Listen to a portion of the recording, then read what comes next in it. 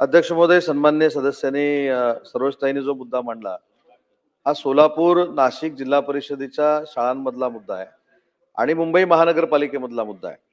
मुंबई महानगरपालिकेमध्ये 2024-2025 ला 11 जागांची दिव्यांगांची भरती झालेली होती आणि या 11 जागांवर ज्यावेळी आक्षेप आला त्यावेळी पडताळणी झाली आणि पडताळणीतनं सन्मान्य सदस्यांनी सांगितलेली वस्तुस्थिती खरी आहे की 2 दाखले जे आहेत हे 40% कमी मिळाले।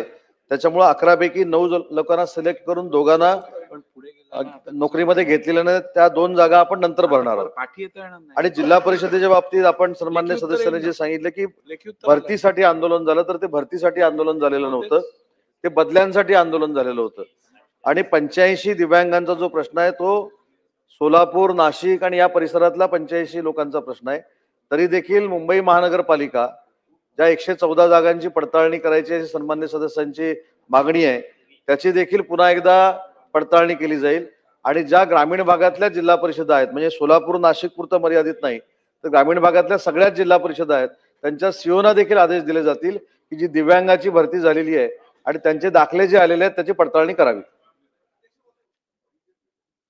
सन्मान्य अध्यक्ष महोदय, सन्माननीय सदस्य वरुण श्रीदेसाईंनी जो मुद्दा मांडला त्याच्यामध्ये मुंबई महानगरपालिकेच्या बाबतीमध्ये 11 जणांचा रिव्ह्यू झालेला आहे, पण उर्वरित देखील दिव्यांगांचा जर रिव्ह्यू घ्यायचा असेल तर ते रिव्ह्यू घेण्याची प्रक्रिया आयुक्तांना सुरू करायला आपण सांगू।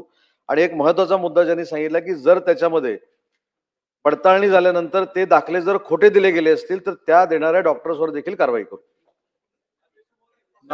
अध्यक्ष महोदय, सन्मान्य सदस्यांनी जो मुद्दा मांडला तो खरं तर या प्रश्नामधला नाही, तरी देखील मुलांचं हित लक्षात घेता सन्मान्य नानासाहेब पटोले साहेबांनी जी मागणी केलेली आहे ती तपासून बघू आणि शालेय शिक्षण विभागाला तशा पद्धतीची विनंती करू।